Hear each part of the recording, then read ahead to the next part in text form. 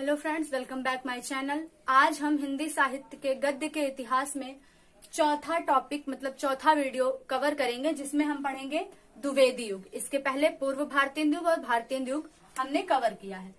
तो द्विवेदी युग, इसमें भी वही चीज है, प्रवर्तक, समय सीमा, प्रवृत्तियां, लेखक और पत्र पत्रिकाएं, इतना ही हमको पढ़ना है इसमें भी। लेकिन उससे पहले द्विवेदी युग को कुछ और नाम से भी जाना जाता है। एक है जागरण सुधार काल, जागरण सुधार काल। जैसे आदि काल को और कई नाम से जाना जाता है, जैसे वीर गाथा काल, बीज पवन काल, ऐसे करके द्विवेदी युग का भी एक नाम है जागरण सुधार काल। इसको कहा है डॉक्टर नगेंद्र ने, यानी डॉक्टर नगेंद्र द्विवेदी युग को जागरण सुधार काल भी कहते हैं, डॉक्टर नगेंद्र। और है इसका एक परिमार्जन काल, परिमार्जन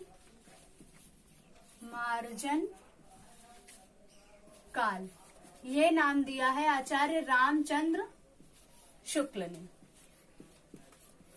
आचार्य रामचंद्र शुक्ल ने परिमार्जन काल कहा है। अब बात करते हैं इस युग के प्रवर्तक कौन है। तो इस युग के जो प्रवर्तक हैं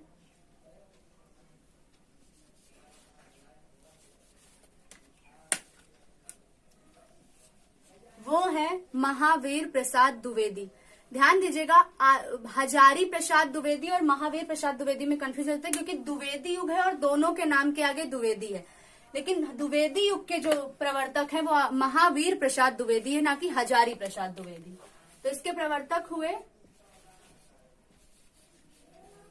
महावीर प्रसाद द्विवेदी। तो हजारी प्रसाद द्विवेदी मत लिखिएगा, महावीर प्रसाद द्विवेदी द्विवेदी युग के प्रवर्तक हैं। अब है फिर इसकी समय सीमा।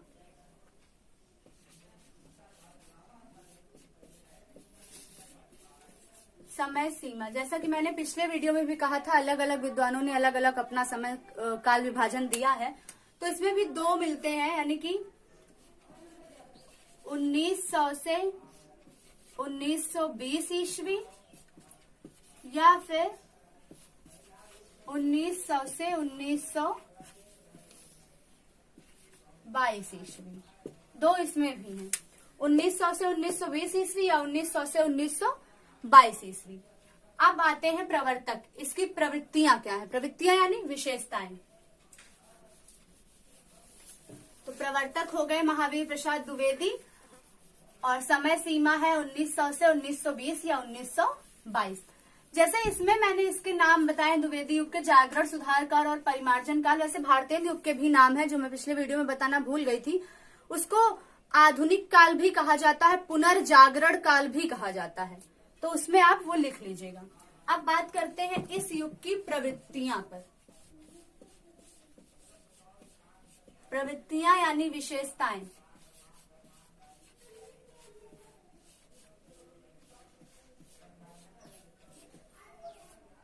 विशेषताएं, तो जो पहली विशेषता है वो है व्याकरणबद्ध भाषा का प्रयोग। व्याकरणबद्ध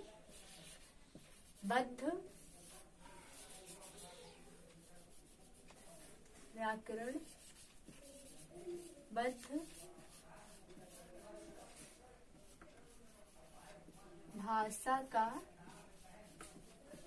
प्रयोग, यानी जो रचनाएं होती थी वो व्याकरण की दृष्टि से लिखी जाती थी, मतलब व्याकरण का ध्यान देकर उसमें व्याकरणिक शब्द से लिखा जाता था, व्याकरण भाषा का प्रयोग। और दूसरा है व्यापक राष्ट्रीय जागरण, व्यापक राष्ट्रीय जागरण या सुधार की भावना, यानी रचनाओं के माध्यम से राष्ट्र को जगाने का और उसमें जो कुरीतियां थी उन सबको दूर करने का भी प्रयास किया जाता था। अपनी अपनी रचनाओं के माध्यम से लेखक या कवि लोगों को आगाह करते थे कैसी समस्याएं हैं, कैसी नहीं, और क्या होना चाहिए क्या नहीं। तो वही चीज है कि व्यापक राष्ट्रीय जागरण या सुधार की भावना। फिर तीसरा है रूढ़ विद्रोह। रूढ़िवादिता, उसका विद्रोह रचनाओं के माध्यम से लेखक करते थे, रूढ़ विद्रोह। चौथा है वर्तनी की एक रूपता। वर्तनी की एक रूपता। और पांचवा है काव्यों में खड़ी बोली का प्रयोग किया जाने लगा। इसके पहले जो है काव्य जैसे ब्रज भाषा, अवधी भाषा, राजस्थानी भाषा, इन सब में मिलते थे, लेकिन द्विवेदी युग से क्या हुआ, काव्य भी खड़ी बोली में लिखे जाने लगे।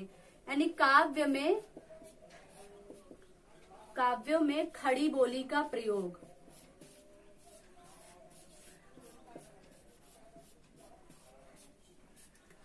खड़ी बोली का प्रयोग। तो ये हो गई इस युग की विशेषताएं यानी प्रवृत्तियां। पहली, व्याकरणबद्ध भाषा का प्रयोग, यानी व्याकरणिक ढंग से लिखते थे। राष्ट्रीय जागरण या सुधार की भावना, रूढ़ विद्रोह, वर्तनी की एक रूपता और काव्यों में खड़ी बोली का प्रयोग। अब आते हैं इसके प्रमुख लेखक पर।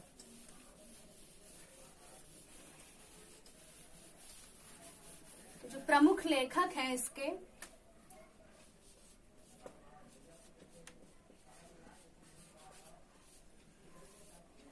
वो है इस युग के सरदार पूर्ण सिंह या फिर अध्यापक पूर्ण सिंह भी लिखा मिलता है। इनका नाम सरदार पूर्ण सिंह। ये द्विवेदी युग के एक प्रसिद्ध निबंधकार थे। इन्होंने कुल 6 निबंध लिखे हैं। निबंधकार द्विवेदी युग के, जैसे पूछा जाता है कि द्विवेदी युग के प्रसिद्ध निबंध, किन्हीं 2 प्रसिद्ध निबंधकारों का नाम लिखिए, तो उसमें से एक सरदार पूर्ण सिंह का नाम आप लिख सकते हैं। तो इनकी जो निबंध है, 6 निबंध है, उनमें से कुछ लिख रही हूं। कन्यादान, पवित्रता, सच्ची मित्रता, जो कि कक्षा 10 में इसका चैप्टर है, सच्ची मित्रता पूर्ण सिंह का। आचरण की सभ्यता, जो कि 11 में है ये चैप्टर, आचरण की सभ्यता। मजदूरी और प्रेम। चूंकि इन्होंने 6 ही निबंध लिखे, इसलिए इनके 6 के 6 निबंध बहुत इंपॉर्टेंट है। मजदूरी और प्रेम कितने हो गए, 1 2 3 4 5। और छठवां है अमेरिका का मस्त योगी वॉल्ट हिटमैन। ये थोड़ी बड़ी रचना है। अमेरिका का मस्त योगी वॉल्ट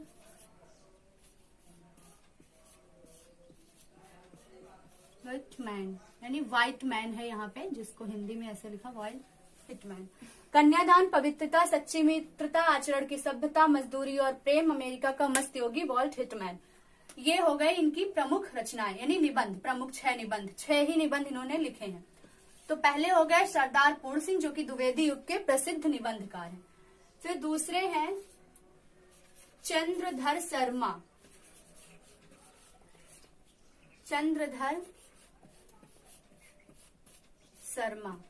जिन्हें गुलेरी कहा जाता है। चंद्रधर शर्मा गुलेरी। इनकी भी एक प्रसिद्ध कहानी है। हाँ, कहानी है, यानी द्विवेदी युग के कहानीकार हैं ये। वो है उसने कहा था। इस कहानी की एक विशेषता है, उसने कहा था। और एक है गुलकी बन्नू। तो इससे ये क्वेश्चन उठता है कि चंद्रधर शर्मा गुलेरी की वो कौन सी कहानी है जो राष्ट्रीय स्तर पर प्रसिद्ध है? तो वो है गुल की बन्नो, उसने कहा था, और गुल की बन्नो, ये दोनों कहानियां इनकी राष्ट्रीय स्तर पर प्रसिद्ध हैं। दूसरे हो गए चंद्रधर शर्मा गुलेरी, और है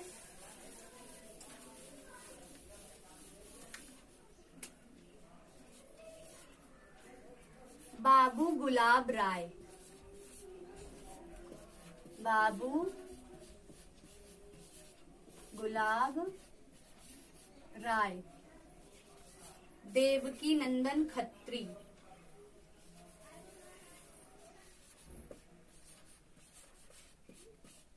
देवकी नंदन खत्री,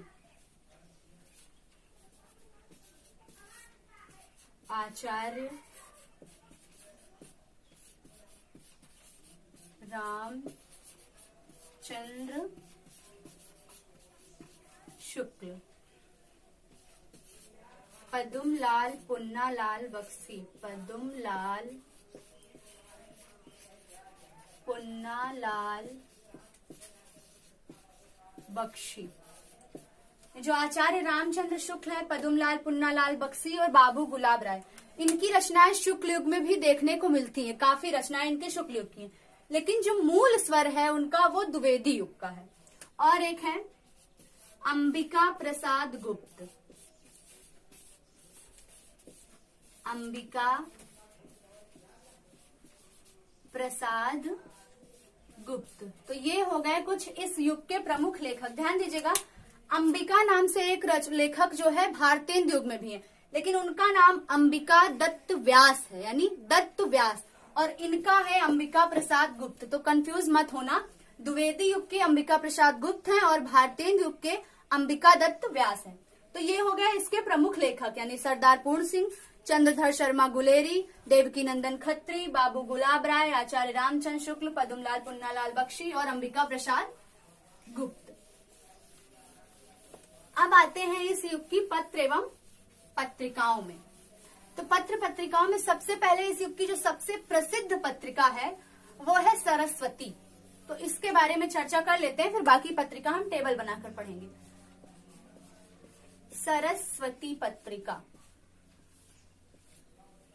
सरस्वती, तो इसके संपादक जो है दो है, यानी सन 1900 ईस्वी में 1900 ईस्वी में इसके संपादक, यानी इस पत्रिका का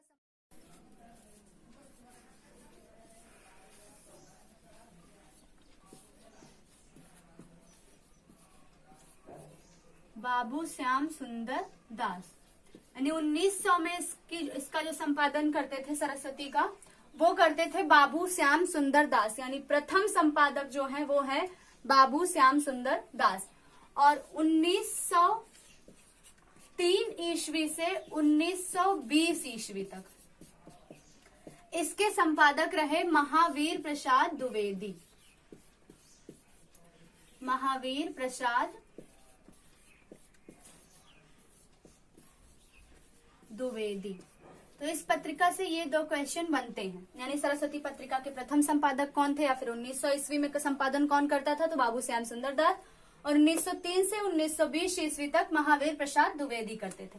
अब जो बाकी पत्रिकाएं हैं इनको हम टेबल से पढ़ते हैं, जैसे कि हमने भारतेंदु युग में पढ़ा था। तो पहले पत्रिका, फिर संपादक,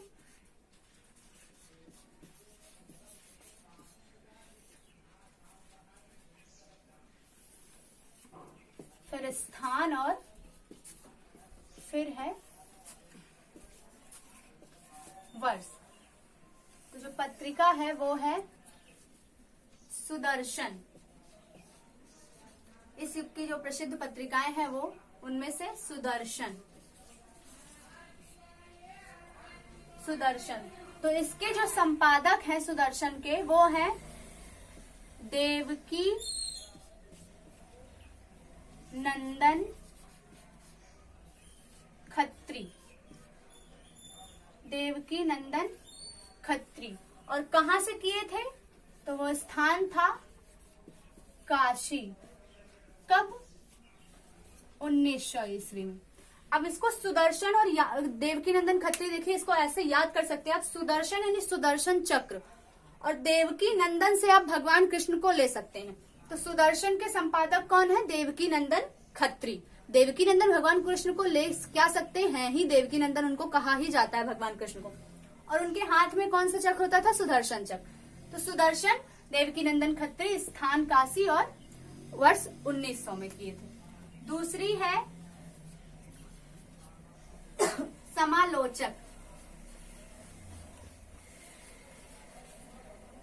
समालोचक तो इसके जो है वो है चंद्रधर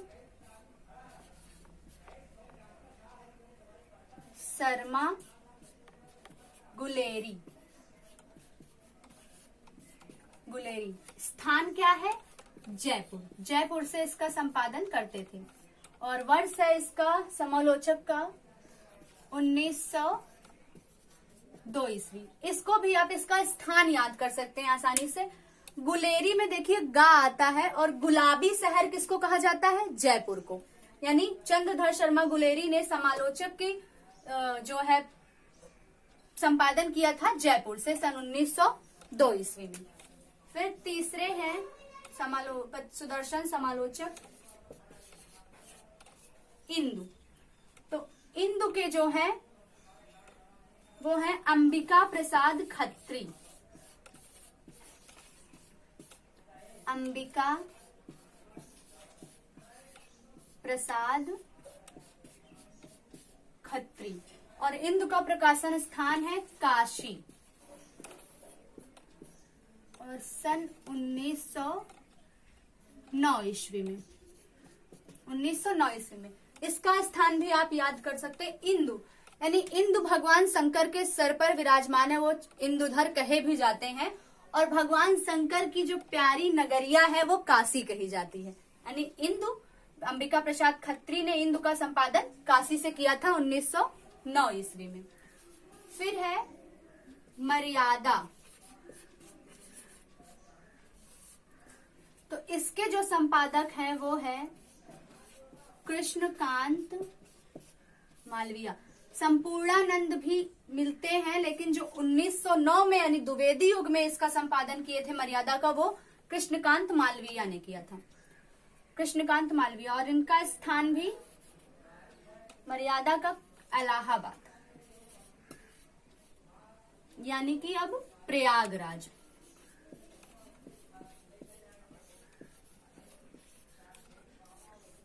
प्रयागराज। और सन है इनका 1913 ईस्वी, नहीं 1909 ईस्वी इनका भी है।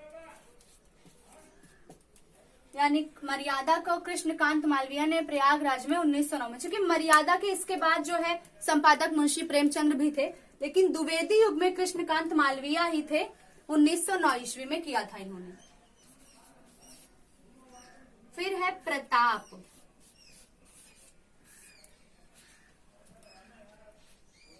तो इसके हैं गणेश शंकर विद्यार्थी।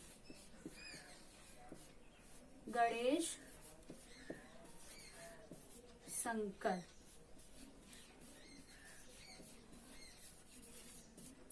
विद्यार्थी, इन्होंने किया था कानपुर से।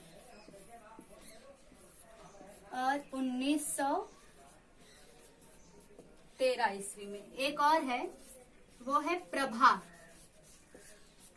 प्रभा पत्रिका के जो संपादक थे वो थे कालूराम। कौन? कालूराम। और किया था जहां से, वो स्थान था खंडवा। कब किया था? 1913। इसमें भी मैंने सन जो है एक क्रम से ही लगाए हैं। आप अगर सन क्रम से याद करते हैं तो इसे क्रम से याद करना ना भूलें, नहीं तो फिर पूरा गड़बड़ घोटाला हो जाएगा। तो यही थी इस युग की पत्रिका, सुदर्शन, समालोचक, इंदु, मर्यादा, प्रताप और प्रभा। तो इस वीडियो में हमने पूरा द्विवेदी युग का प्रवर्तक, समय सीमा, प्रवृत्तियां, लेखक और पत्र पत्रिका कवर कर दिए। अब आज का जो क्वेश्चन है हमारा वो है कि पंजाब के धार्मिक नेता किसे कहा जाता है।